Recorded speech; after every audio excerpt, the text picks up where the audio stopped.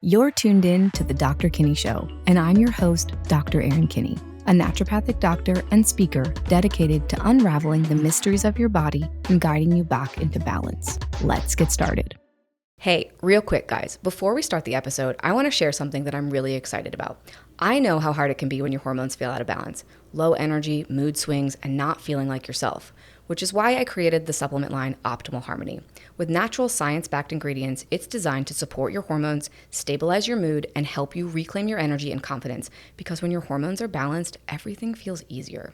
You deserve to feel amazing every day, so let Optimal Harmony line of supplements help you get there. Hey everyone, welcome back to the Dr. Kinney Show. It has been a minute, and I want to talk about kind of where I've been and what I've been up to, because I haven't put out an episode in a while, as some of you have noticed and reached out to me. And I want to thank everyone who has reached out to me and said, hey, I missed your podcast. Where's it been? Because that honestly means so much to me. So if you are a listener of the show and you love it, it would mean the world to me if you could send me a message or write us a review, because it re-energizes me and makes me excited about the show. So one of the main reasons that I took a pause on the show is that I've been really focused on writing my book, which I'm going to talk about more of the details in the book in this episode in a minute. And first, I kind of want to talk about the main message of the book is that magic things happen in your body when you learn how to earn more energy than you are spending. And you guys have heard me talk about cortisol and kind of using that bank account analogy. I'm going to dive into that a little deeper again for those of you that don't know that part of my work. But I really needed to listen to my own advice. I needed to really kind of walk the walk and take a step back from a few things. I needed to pause so that I could have the space to write. And it was really actually cool this year. I feel like I had to pause from quite a few things to give my body and brain the space to actually do the writing.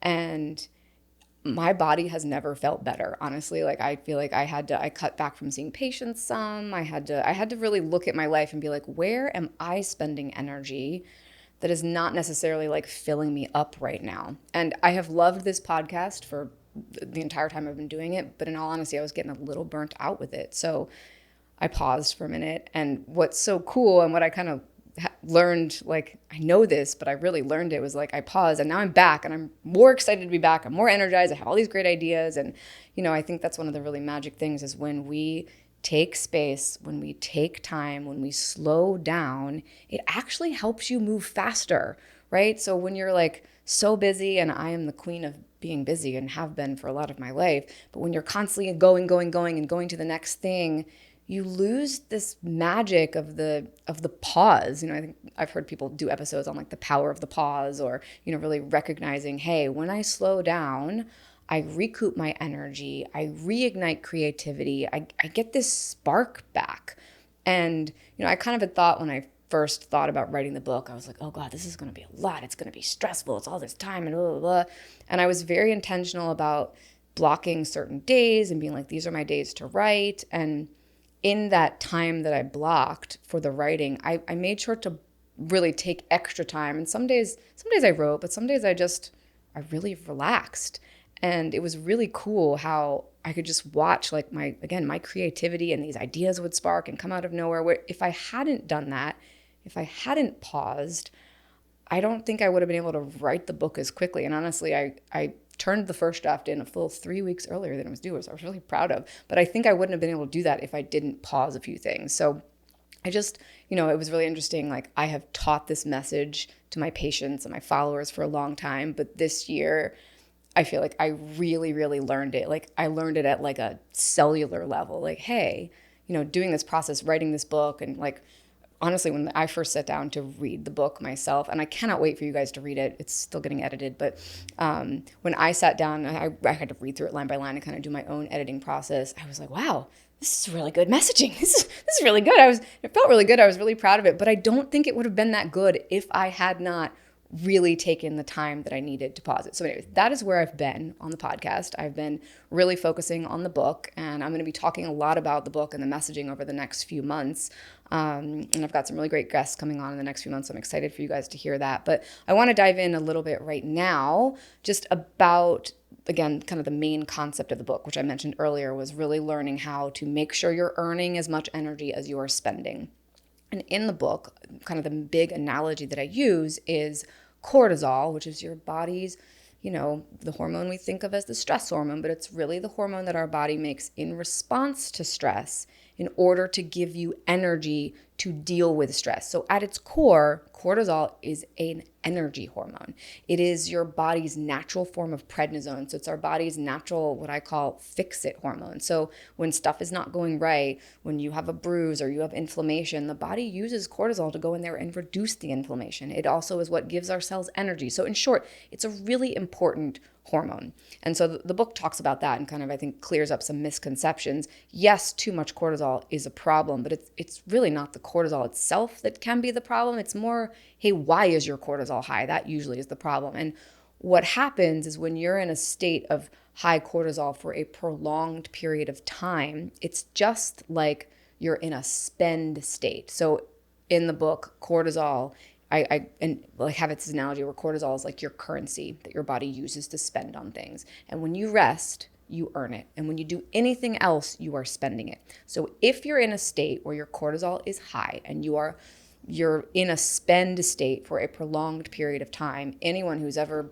balanced a budget, had a bank account, you understand that if you're constantly having money come out of your bank account and you don't have any money coming in, you're going to go into debt. And in the body, debt looks like symptoms. So, and one of the things that will happen is in your body, if you've run through your cortisol account, meaning you've been spending it by being stressed or being on the go or doing things and not earning enough, the first thing that the body will do is it's like, oh my gosh, because you have to have cortisol to survive. You have to have it to get out of bed, to do anything you want to do in the day. So if that account is running low and you still have things to do, the body is like, okay, I got to have something else to keep me going. So the first thing it will do is it will overproduce this kind of cheaper form of cortisol called adrenaline, which everyone knows what adrenaline is. It's that kind of surge of energy that you get when there's like a very acute stressor.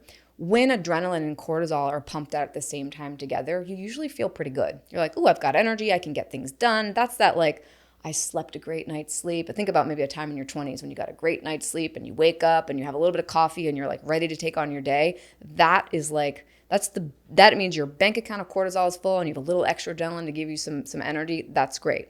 Now, if let's think about maybe you're functioning and you're like, wow, I've been spending a lot of my energy. I'm not sleeping very much. I'm in a kind of burnt out state. You wake up in the morning. If your cortisol count is low, your body will immediately pump out a bunch of adrenaline. And adrenaline without cortisol doesn't feel good. It feels like you've had 15 cups of coffee on no sleep. You kind of get that like tired but wired, edgy feeling. And yes, you might get things done, but it might not be at the pace you want. And again, your body doesn't feel good. So a lot of anxiety and a lot of anxiety-driven symptoms can come from not having enough cortisol and having too much adrenaline. So that's the first thing that happens. And it's kind of like, that's like your body, it's like your bank is like, well, here's some like a little bit of money you can use to spend on things. And the body will quickly run through that adrenaline. The next thing that will happen is if you keep up at this pace, the body's, oh crap, this adrenaline doesn't feel very good. Let me look at where my other backup accounts are. And so in my book's analogy, cortisol is kind of your primary checking account. Your sex hormones, so testosterone, estrogen, progesterone, and something called DHEA, those are all of what I call like your backup savings accounts, if you will. All of those molecules are what we call steroidal in nature. So if you go, you can sit at your computer right now and Google picture of cortisol versus picture of testosterone or picture of progesterone. They all have a very similar backbone, meaning the body can easily convert them back and forth. So if your cortisol count is running low, in a male, the body will be like, oh, there's some testosterone over there. Let me steal from that testosterone, and it will shunt it into cortisol so you can keep doing what you're doing. Meaning your body is kind of robbing Peter to pay Paul. So yes, you'll have the energy to keep going, but it comes with a cost, and that cost might be your testosterone goes down, and we'll start to see symptoms of that. In women, typically the first hormone that cortisol will steal from is progesterone.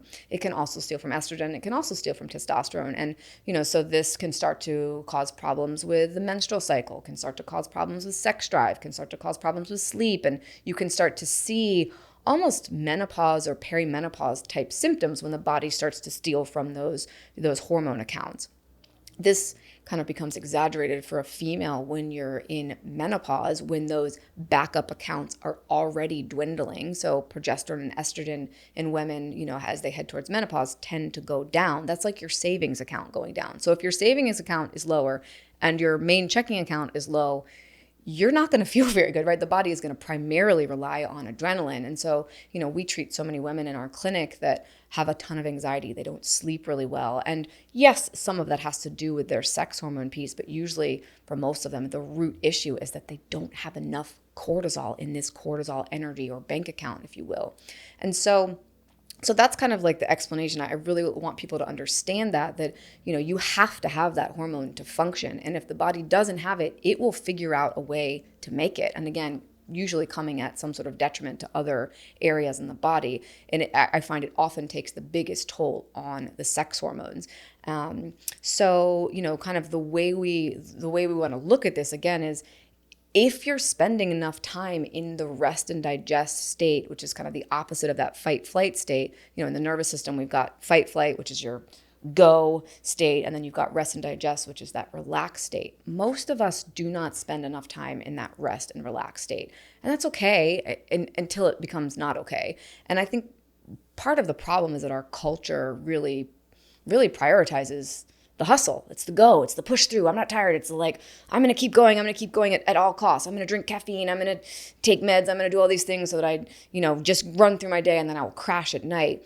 And, for a lot of us, when you're in your 20s, that is feasible because you have all these kind of backup savings accounts. But as we get older, those savings accounts start to dwindle and your body does need more downtime to really, make sure it functions properly. One of the other analogies that I use in the book that I've been using with my patients the last few months, and it's landing really, really well, is that because I usually will ask, hey, what do you do right now to relax? And the funny thing is most of my patients will be like, oh, I go to the gym.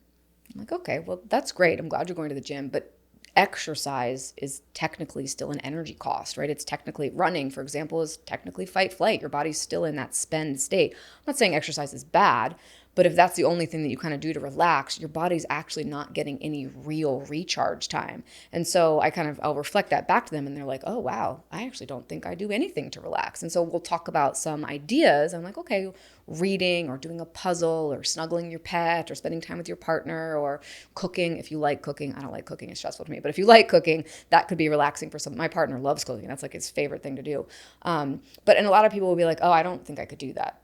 I would feel too antsy and too uncomfortable.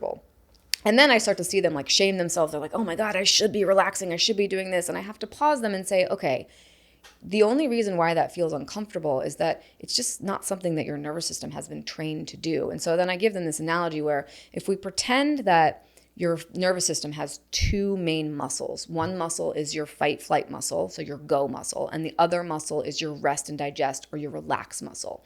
And just like muscles, if all you ever do is work out one of them, the fight flight muscle, it's going to get really strong, which is great. You want to have a strong fight flight muscle for when stress arises. You want to be able to get up and go and take care of things, right? But if you don't ever work out your relax muscle, if the only time you relax is when you crash at night and you fall asleep, that muscle is going to get weak and it's going to be underused. And so when you go to try to relax, so the analogy that I use in the book is like, okay, let's pretend that you have really weak ab muscles and a really strong back muscle. And that was me once upon a time. Didn't do ab muscles and I was, a runner and I had really strong arms and legs, but my core was super weak. And I started to develop back pain because my back muscle was overfiring because it was the only muscle. Like when I would go pick something up, that was the strong muscle, so it would fire.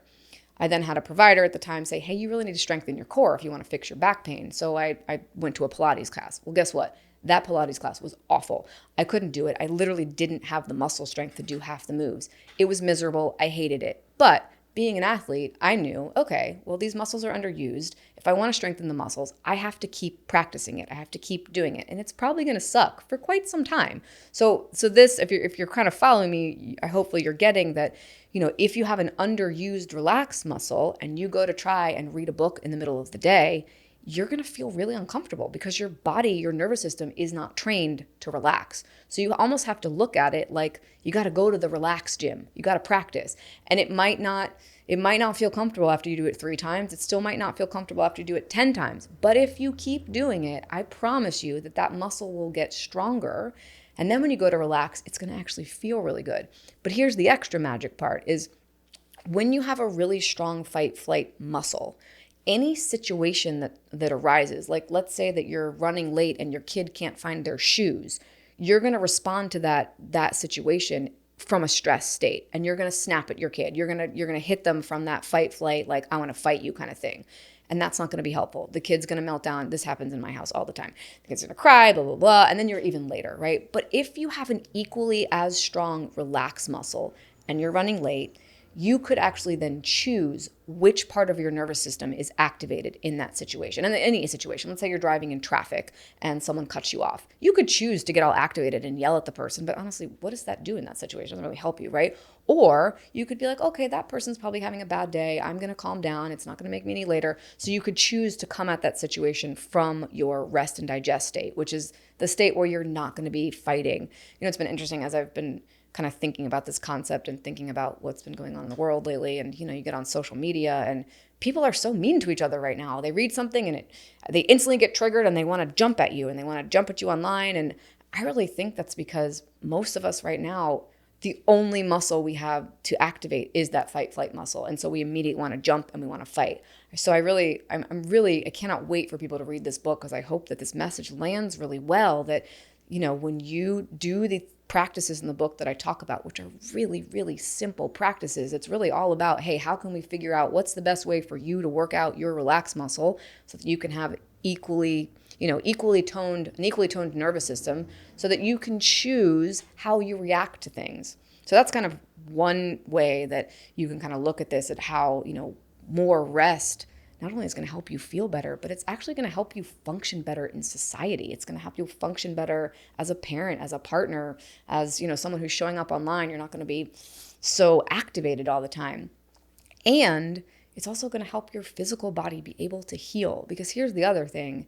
Your body cannot heal if you're in fight flight all the time. Because when you're in fight flight, you are draining your bank account. You are spending your resources that could otherwise be used to heal things in the body. So it's really interesting.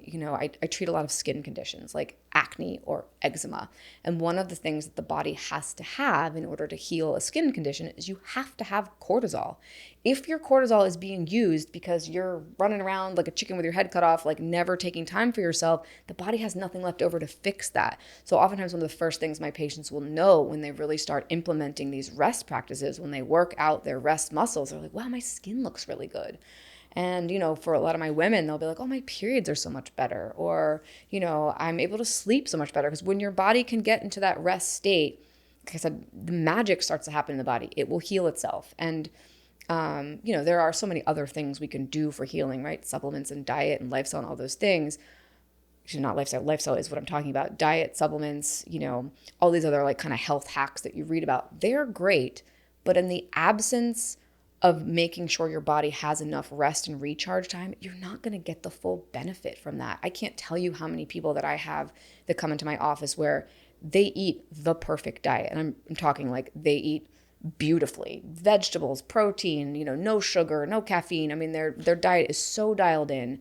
They exercise on a regular basis. They do a sauna. They maybe do cold plunge. They wear their Oura ring. They're tracking all these things and they still don't feel good. They still have some sort of chronic thing. But usually for those patients, and if you're listening and you're like, wow, that's me, I'm kind of doing all the things that I think are right, I encourage you to look at, when are you recharging other than sleep?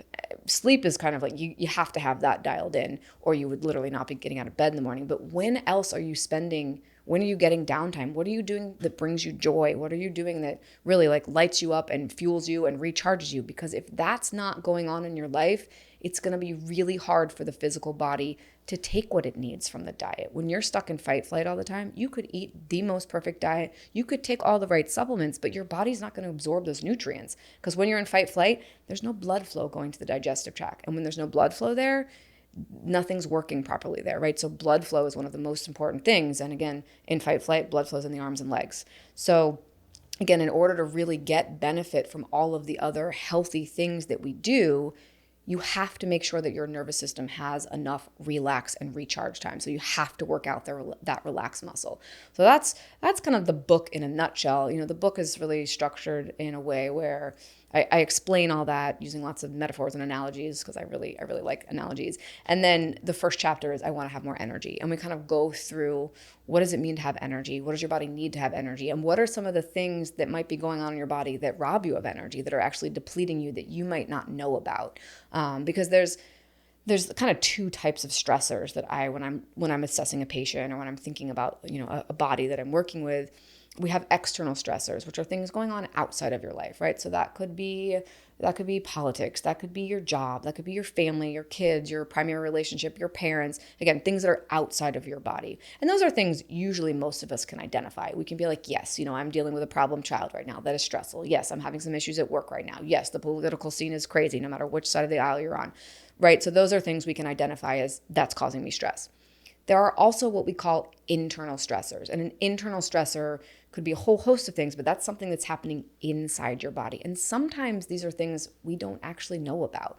The things you might have to get tested for. So one of the big things that I talk about in the book, and you guys know I've talked about this on the show quite a bit, are what we call stealth pathogens, right? So Lyme disease or Epstein-Barr virus or mycotoxins from mold. Those are things that are living inside your body that are stealing your energy, right? They're keeping you in a fight flight state because your body is literally fighting them. So, and sometimes these are things, sometimes like when you have COVID or the flu, obviously it's pretty obvious that your body's fighting something, and that is a major internal stressor. But oftentimes these stealth infections, they might go undetected.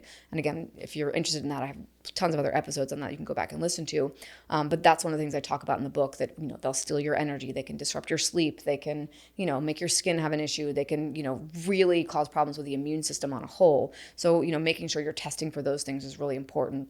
So that's one of the big ones I talk about. And then another big one I talk about that I think often goes overlooked, even in the functional medicine space, is emotional suppression. And it's funny, this one, I didn't really, when I first set out to write the book, I didn't really have this, I wasn't planning on writing about this as much as I did. I ended up writing a lot about how much energy it costs your body. So in the book's language, how much cortisol it costs to keep an emotion stuffed in your body. And, emotions are supposed to be energy in motion. I've had guests on the show talk about that before, that like they come up and the emotion is supposed to kind of move through you and come out of you. When an emotion comes up in the body and we don't feel like processing it, or we don't have time, we're at work, right? We're like, okay, I need to be professional. I can't be breaking down right now. We keep it inside. Emotions are so much energy. So the energy it takes to keep that suppressed in there comes at a huge cost. It's a huge drain on your cortisol bank account. So, and this is often sometimes I see with patients where like, maybe they are getting enough downtime. Maybe they've worked out their relaxed muscle. They're doing all the other things right, and they still don't feel good. They're still exhausted. They're still having all these symptoms. One of the things that I start to explore is, hey, is there something that hasn't been addressed or acknowledged? Is there grief in there? Is there anger? Is there something that you're holding in there? And I find in a lot of cases, especially with chronic health issues, that is a piece of the puzzle. So that's something that I kind of explore a lot in the book. We also explore, so other kind of internal stressors can be food sensitivities or allergies, nutrient deficiencies, and sometimes it's just health habits, right? Like we talk a lot about alcohol and caffeine and things that we might be consuming that are not that great for us, that can disrupt our circadian rhythm and again, cost the body more cortisol. So that's really the book. The first chapter is I want more energy. Then we look at I want to sleep well. We look at I want to lose weight. We look at I want a stronger immune system. I want a better sex drive. I want clearer skin. So really, like, we all want these things about our body, right? We want our body to be functioning optimally. We want to feel good throughout our day. We want to have energy. We want to feel like we look good. And in order to have all of those things happen for you, the body needs energy, right? Your cells need energy in order for the body to do anything you want it to do. And one of the main drivers of energy is cortisol. So that is kind of what the book is going to explore. I cannot wait for you guys to read it. If you are interested in learning about when you can pre-order or any of the other things, we're going to launch a couple things alongside the book when it comes out. You can go to my website and jump on my book list. We'll put the website in the show notes for you guys today. But I'm really excited. I'm kind of annoyed that it's taking so long to come out, but we'll announce a pub date hopefully in the next couple of months. And I think you guys are going to really enjoy it. Like I said, writing it was so healing for me, and reading it, I was like, wow, this is really good. I should be taking this into my own life. And I think for the first time, and I talk a lot about my own journey in the book too, because I've burnt out plenty of times. And, it always came at times when I was spending way more than I was earning in terms of energy. And after you do that for a while, the body will eventually be like, screw you, I can't keep functioning. And you will start to, and for me, it usually would show up in like extreme fatigue. I couldn't get out of bed, or there was a point in my life where I got extremely depressed. Actually, several times I got extremely depressed. One point where I got really suicidal, and I talk about that. And there were other points in my life where I was burnt out and it showed up in my digestion. And that's the thing about, physical burnout. It can show up in a bunch of different ways. And so I really hope that reading the book, you can kind of learn to see your own patterns and like what that might look like. Because in my life, I've probably burnt out 4 or 5 times, and each time looked differently. So I could have thought, oh, maybe this was something else. But at the end of the day, when I take a step back and look at it, each one of those burnouts came when I, again, was spending more energy than I was earning. And so this year, I've been so intentional about making sure I'm making regular deposits into my energy bank account. And I was just reflecting when I was driving here this morning on, kind of what I was going to talk about today on this episode. And I was like, wow, I've felt really, really good for the last few months, like really good. Like I haven't had any headaches. My digestion's been good. My skin feels great. My weight feels good. I'm sleeping really well. And not really much has changed in terms of my exercise routine or my supplement routine or my diet. That's kind of all been pretty steady for me for a long time because that's the work that I do, right? But I think the biggest change has come that I've been really, really, really intentional about making sure that I am earning more energy than I am spending. And I really want that for all of you. So again, go check out the website, jump on my book VIP list. We're also going to have a couple book launch parties, so you'll get information about that. And and if you have been listening to the show for a long time and you love it, again, I would love if you would write a review or send me a message. Those things really mean the world to me. Thank you so much for listening, and we will see you next week. Thank you for tuning in today. If you enjoyed this conversation, be sure to connect with me on social media to find more helpful tips and information. You can find me at Dr. Kinney on all of the platforms. And please be sure to subscribe and leave a rating and/or a review. This helps grow the show so more people have access to this knowledge that leads to empowered healing. Love and light, and see you next week.